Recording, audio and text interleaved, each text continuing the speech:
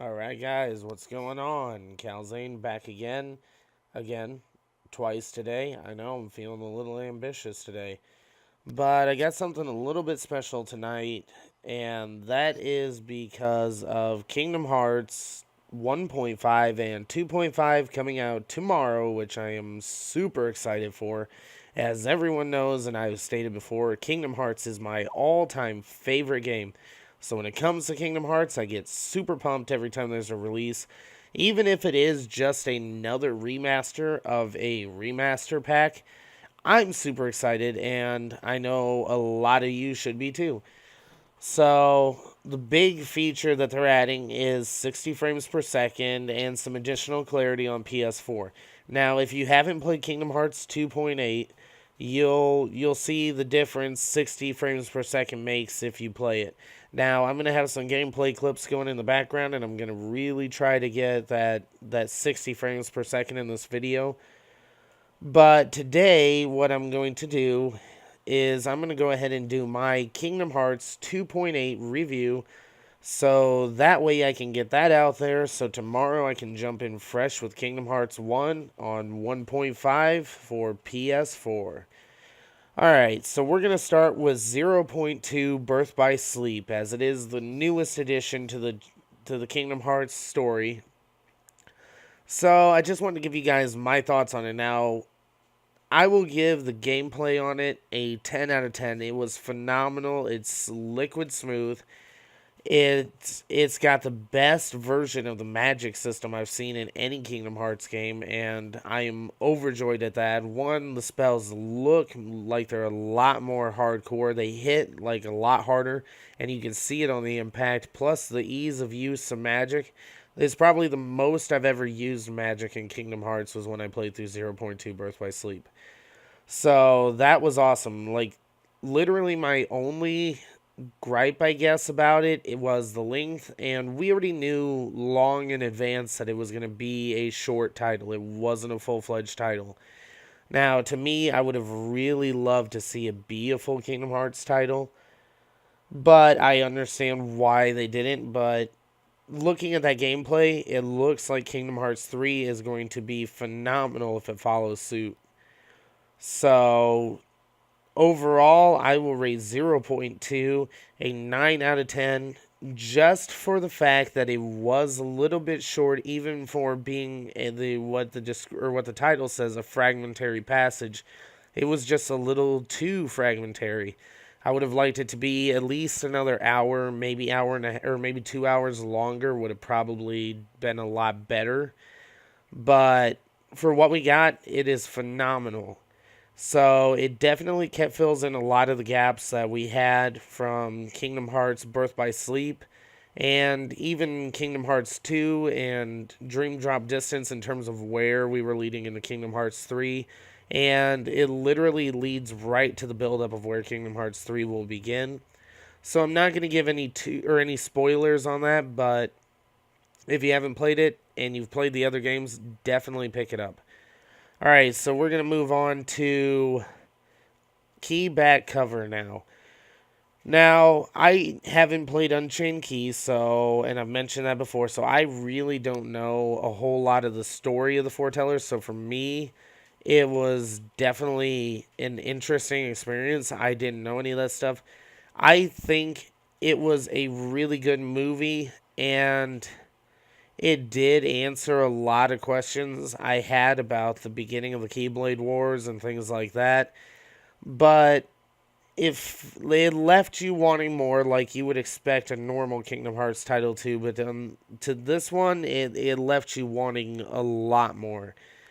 And while it did a really good job of filling in some of those gaps, it left a lot out that I really hope is explained later on. But you're definitely not losing out by watching it. It is definitely worth the time to watch, and I'll say this, Master of Masters is probably one of my top favorite Kingdom Hearts characters right now because of his personality. It was just awesome.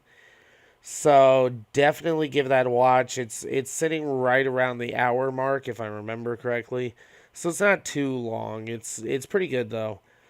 So now we're going to get into Kingdom Hearts Dream Drop Distance HD.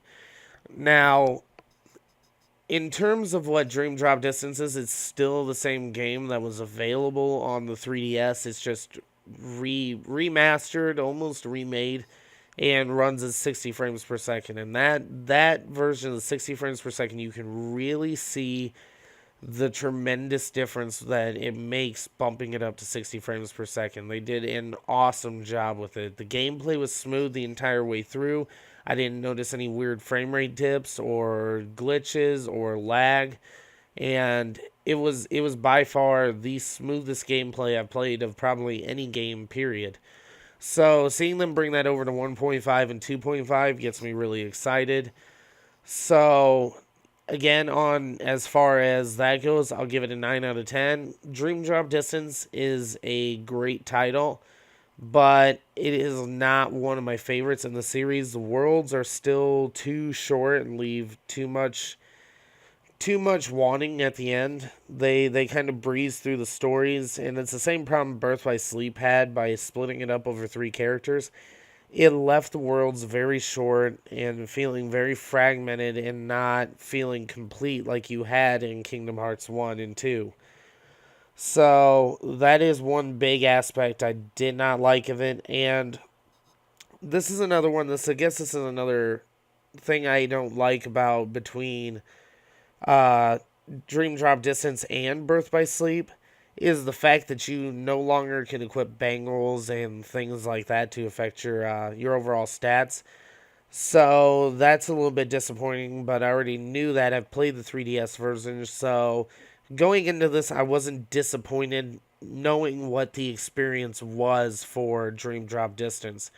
Now, if you hadn't played Birth by Sleep and say you'd only played Kingdom Hearts 1 and 2 and then you jump into Dream Drop Distance, you'd probably be a little bit disappointed in it based on the fact that the worlds really are way too short, and there's something about the mechanics for your combat. It feels kind of floaty and kind of weird. So I overall, the aside from the weird combat style they went with and the shorter worlds, it is still a phenomenal game. So I would definitely still recommend checking it out. So for my overall review of 2.8, I give it a 9 out of 10. The gameplay was awesome. The graphics were awesome. It ran smooth.